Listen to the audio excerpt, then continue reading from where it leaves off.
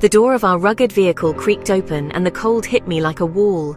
Sharp, immediate, and all-consuming. It was as if the very air itself was a living entity, intent on testing our resolve. My breath turned to ice crystals, eyelashes frosted in seconds. Each inhale felt like tiny needles pricking my lungs, a stark reminder of the harsh environment we had entered. Before me stretched a world of white and blue, silent except for the crunch of boots on snow. The landscape was both beautiful and intimidating, a vast expanse that seemed to go on forever. The sun hung low, casting eerie shadows but offering no warmth, just a ghostly light. It was a reminder that in this part of the world, the sun was more a distant observer than a source of comfort. Every surface glittered with frost, from the trees to the fences of the tiny settlement. The frost sparkled like a million tiny diamonds, creating a surreal, almost magical atmosphere. This was nature at its most raw and unforgiving, a place where mistakes could be fatal. The jagged ice and snow formed a treacherous terrain, a constant reminder of the dangers that lurked beneath the beauty. The locals greeted us with warm smiles, their faces framed by thick fur hats, moving with a practiced ease in the cold. Their resilience and adaptability were evident in every gesture, every step they took. They were about to teach me what it takes to survive here, at the edge of human endurance.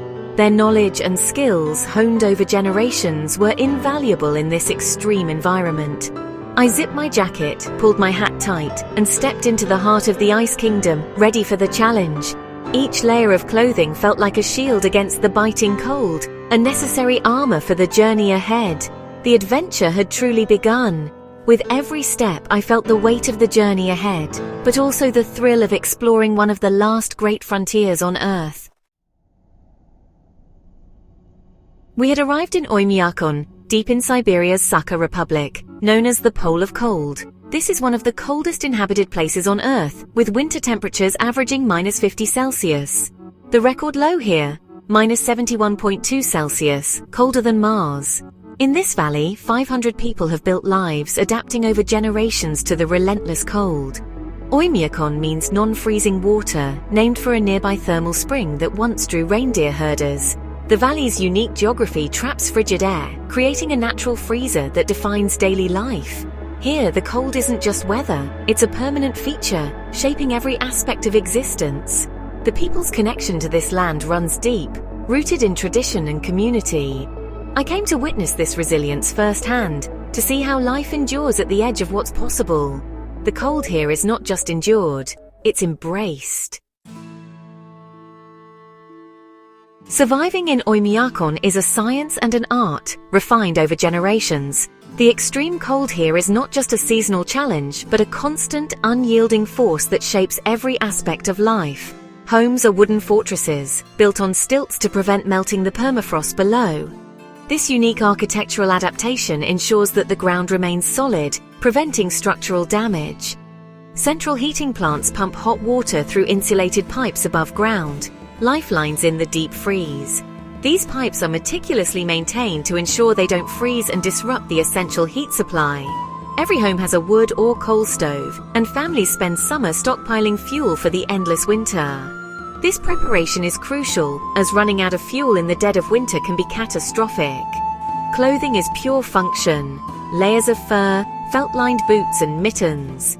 These garments are designed to trap body heat and protect against frostbite, with no room for fashion, only survival.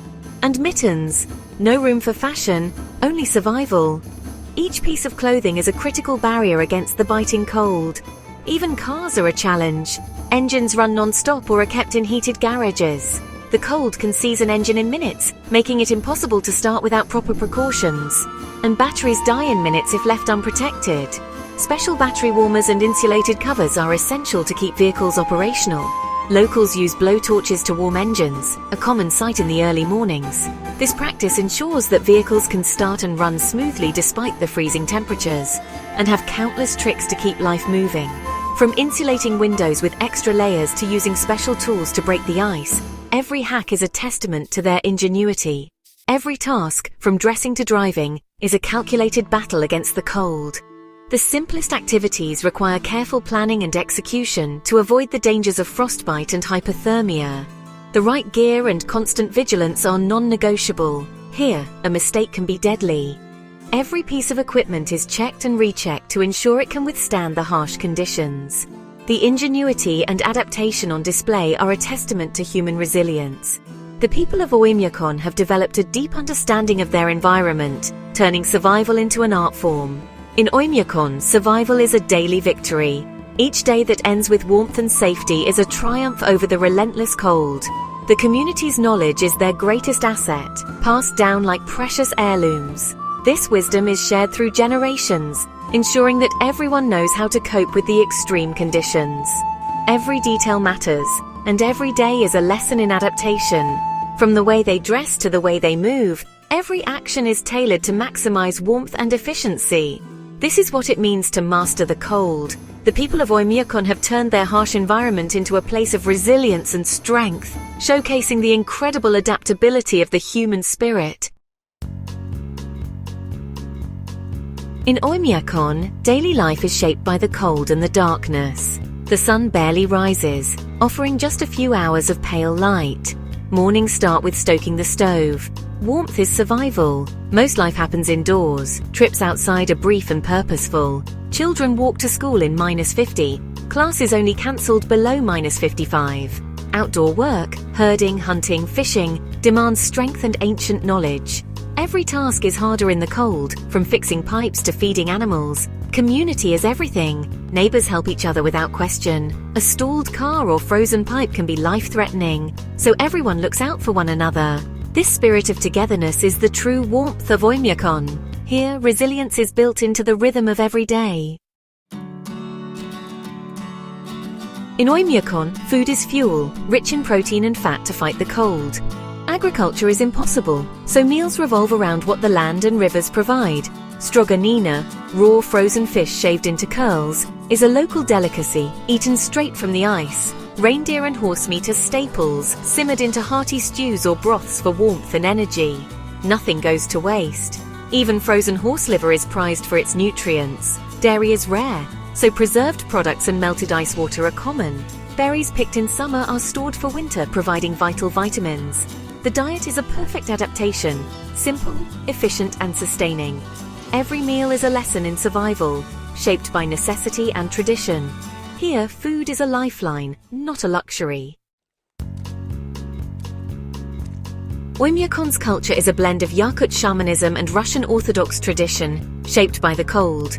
Rituals honor the spirits of nature. Offerings for safe winters, respect for the land. The Pole of Cold festival marks winter's end, with reindeer races, ice fishing, and traditional sports. Music and storytelling fill the long nights, with the Coldest jaw harp echoing the sounds of the wild. Customs like feeding the fire before journeys show gratitude for warmth and safety. Even small superstitions, like never whistling indoors, reflect the community's deep respect for their environment. These traditions are practical and symbolic, reinforcing bonds and survival. Culture here is not just preserved, it's lived every day in every act. In Oymyakon, tradition is as vital as fire. As night fell, the real test began, facing the cold outside, alone, with only the sound of my own breath and the crunch of snow beneath my boots. The darkness felt endless, stretching across the frozen landscape, and I could feel the weight of isolation settle in. Every instinct told me to seek warmth, but I had to stay put, to experience the night as it truly was. I spent hours in a tent, the temperature plunging, the silence absolute. The only company was the steady rhythm of my heartbeat and the occasional gust of wind rattling the tent walls. My breath hung in the air, turning to frost, and I watched the thermometer dip lower, reminding me just how far from comfort I really was. The sky blazed with stars and the aurora, beauty in the heart of the freeze. It was a surreal sight, a reminder that even in the harshest conditions, nature offers moments of wonder. The swirling lights above seemed to dance just for me, painting the night with hope and awe. Inside, the cold seeped through every layer, testing my resolve and my gear. I checked my equipment again and again, making sure nothing was missed, every zipper closed, every seam tight. The frost crept in, and I could feel my energy draining, but I knew I had to stay vigilant. Survival became a mental battle, staying calm, moving, sipping warm tea, trusting my training. I paced in the snow to keep my blood flowing, wrapped my hands around a steaming mug, and reminded myself that panic was my enemy. Every small action became a lifeline, a way to keep my mind sharp and my spirit steady. Eventually, I returned to the house overwhelmed by relief and gratitude for warmth. The feeling of stepping inside, shedding frozen layers and letting the heat seep back into my bones was indescribable.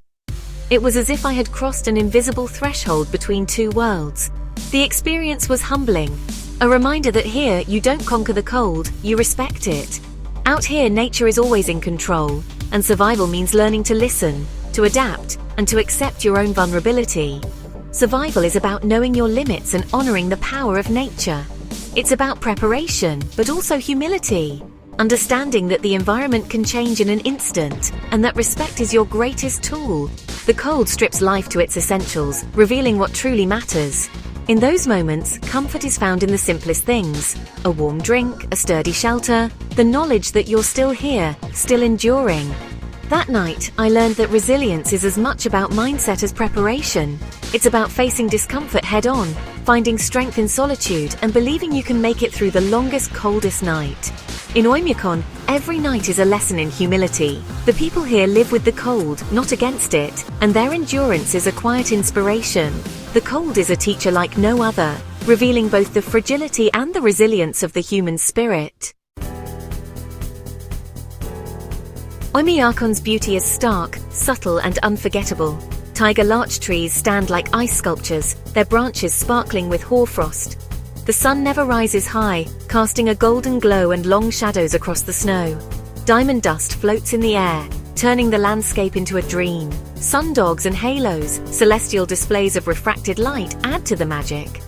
The true beauty, though, is in the contrast warmth inside homes, laughter of children, resilience of animals. Life here is a testament to strength and adaptation.